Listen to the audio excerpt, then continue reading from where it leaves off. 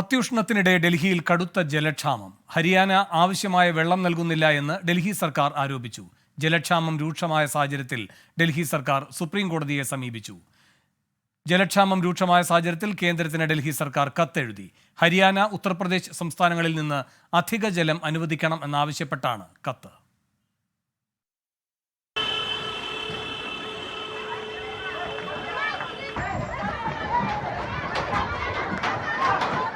ചാണക്യപുരിയിലെ സഞ്ജയ് കോളിൽ നിന്നുള്ളതാണ് ഈ ദൃശ്യം. ഓടുന്ന ടാങ്കറിലേക്ക് ചാടിക്കയറിയുള്ള ഈ സാഹസം കുടിവെള്ളത്തിനായാണ്.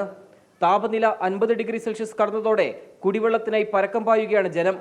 കന്നാസുകൾ നിരത്തി മണിക്കൂറുകൾ കാത്തുനിന്നാൽ മാത്രമേ വെള്ളം കിട്ടുകയുള്ളൂ. നഗരത്തിലെ മറ്റ് കോളനികളിലും സാഹചര്യം വ്യത്യസ്തമല്ല. देखो पहले ड्रम भरना जरूरी है, पहले ये भरना सबका, देखो सब खड़े है ना, सबका भरना जरूरी है ना, थोड़ा थोड़ा सबका भर दो आप, उसके बाद ड्रम भरते रहना, खाली होगा तो। टैंकर का मुझे पता नहीं, मैं तो आज पहली बार घर पे हूँ इसलिए आया भरने के लिए, नहीं तो मैं पानी भरने नहीं आता। दिक्कत तो है, बहुत ज्यादा दिक्कत है, अभी गर्मी के टाइम में बहुत ज्यादा दिक्कत है। देखो तो पीने के लिए तो ये सब क्या है, देखिए ये सब देखिए ले रखा हूँ, देखिए पीने के लिए है ना, ये सब किस लिए है, पीने के लिए है। ജലക്ഷാമം വാർത്തയായതിനു പിന്നാലെ കോളനികളിൽ ഒരു നേരം മാത്രം എത്തിയിരുന്ന വെള്ളം ഇന്ന് 2 തവണ ടാങ്കറുകളിൽ എത്തിച്ചു. ടാങ്കറുകളെ ഏകോപിപ്പിക്കുന്നതിനായി പ്രത്യേക സംഘത്തെ ഡൽഹി സർക്കാർ നിയോഗിച്ചു. അനാവശ്യമായി വെള്ളം പാഴാക്കിയാൽ 2000 രൂപ പിഴ ചുമത്തും. അതിനിടെ പ്രതിസന്ധി മറികടക്കാനായി അയൽ സംസ്ഥാനങ്ങളിൽ നിന്ന് ആവശ്യമായ വെള്ളം നൽകണമെന്നാവശ്യപ്പെട്ട് ഡൽഹി സർക്കാർ സുപ്രീം കോടതിയെ സമീപിച്ചു.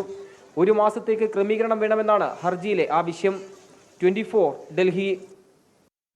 വിധി ദിനത്തിൽ 24 മാജിക് ജൂൺ 4 ചൊവ്വാഴ്ച രാവിലെ 5 മണി മുതൽ 24-ൽ.